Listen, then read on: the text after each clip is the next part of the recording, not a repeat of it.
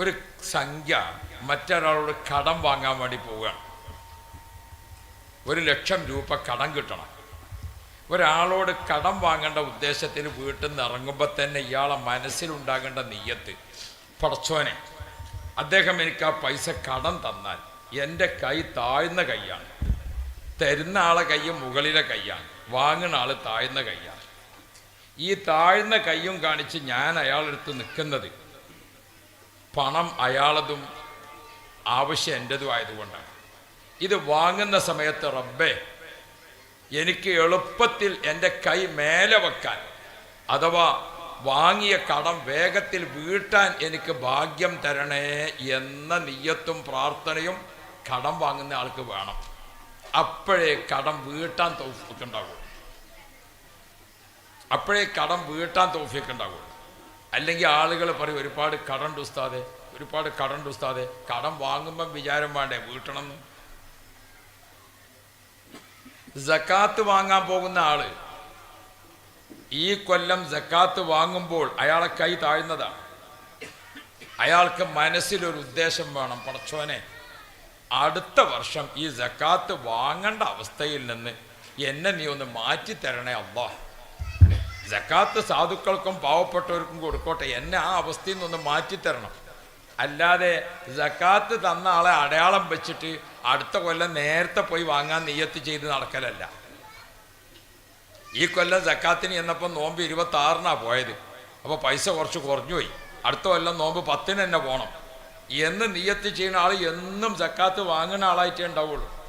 സക്കാത്ത് വാങ്ങുന്ന ആൾക്കൊരു നിയ്യത്ത് വേണം, പടച്ചോനെ അടുത്ത സമയത്ത് എനിക്ക് സക്കാത്ത് വാങ്ങാത്ത അവസ്ഥ, പിറ്റേത്തെ കൊല്ലം എനിക്ക് സക്കാത്ത് കൊടുക്കാനുള്ള ഭാഗ്യം.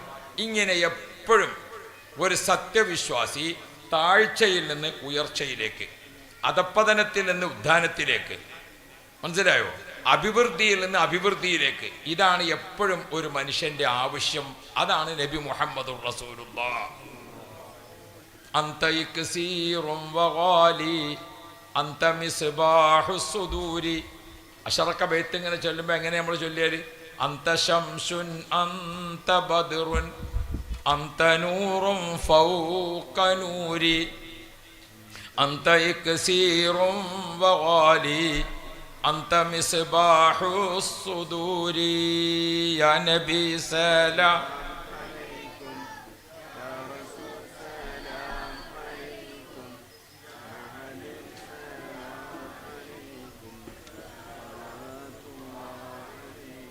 എങ്ങനെയോ എല്ലാവരും കൂടിയിട്ടാണ് പൂർത്തിയായി കിട്ടി. അതുകൊണ്ട് വേഗം നിർത്താം. ആവേശത്തിൽ ചെല്ലുന്ന ആൾക്കാരോടാകുമ്പം പറയാൻ നല്ല ഉഷാറുണ്ടാവും. നിങ്ങളിങ്ങനെ കേട്ട് ക്ഷീണിച്ച ആൾക്കാരാകുകൊണ്ട് നിങ്ങളോട് വേഗം നിർത്താം. അള്ളാഹു ഖൈർ തരട്ടെ.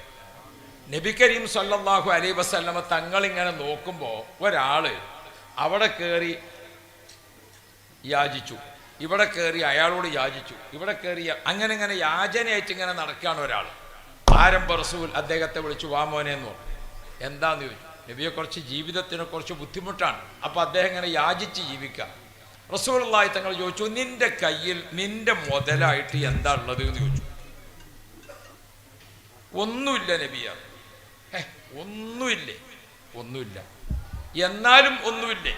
അപ്പൊ അദ്ദേഹം പറഞ്ഞു, വെള്ളം കുടിക്കുന്ന ഒരു പാത്രമുണ്ട്, വെള്ളം കുടിക്കുന്ന ഒരു പാത്രമുണ്ട്, പിന്നെ ഒരു വിരിപ്പുണ്ട്, ഒരു വിരിപ്പ് എന്നുവെച്ചാൽ ഒരു പുതപ്പ്, എന്ന് വെച്ചാൽ ഒരു തുണി.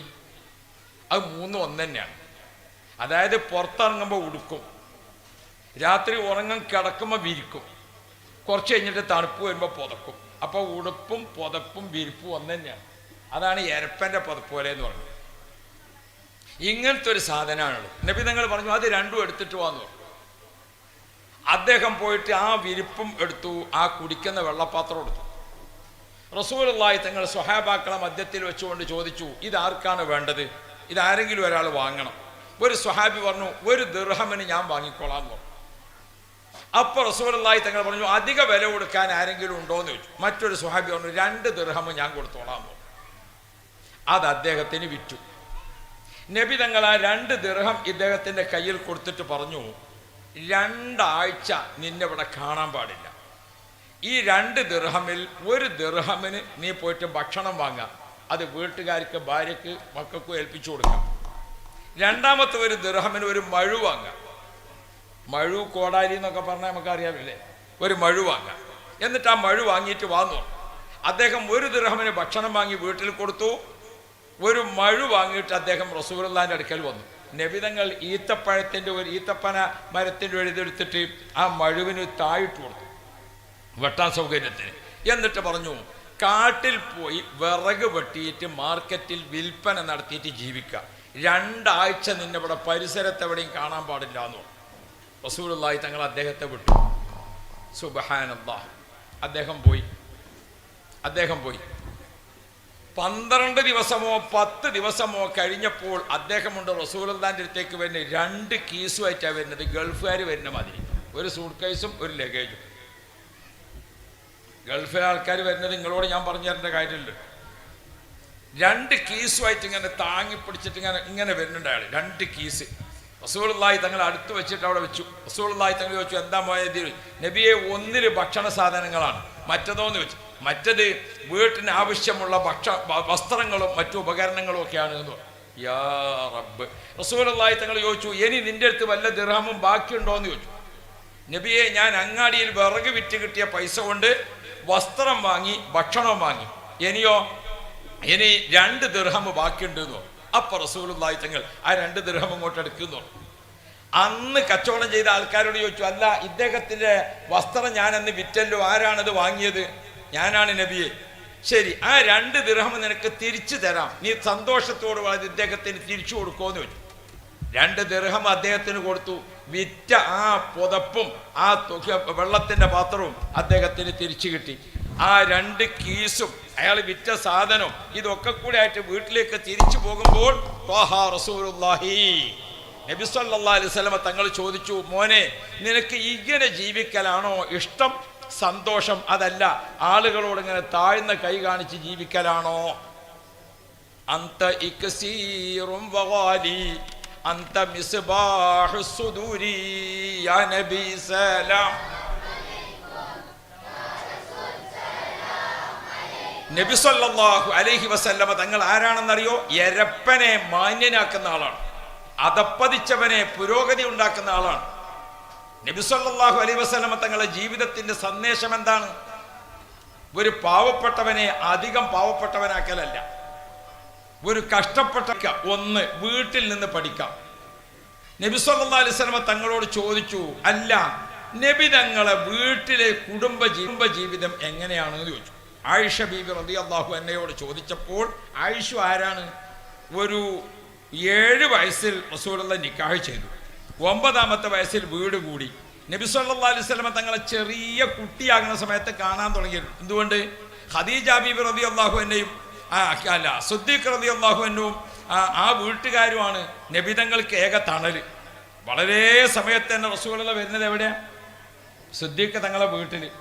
ആയിഷ ബീബി ചെറുപ്പത്തിലേ കണ്ട് അങ്ങനെ വരികയാണ് അല്ലേ. പിന്നെ നിക്കാഹ് ചെയ്തിട്ട് അതിൻ്റെ ഒരു പരിശീലനത്തിന് കാലാവധിയായി.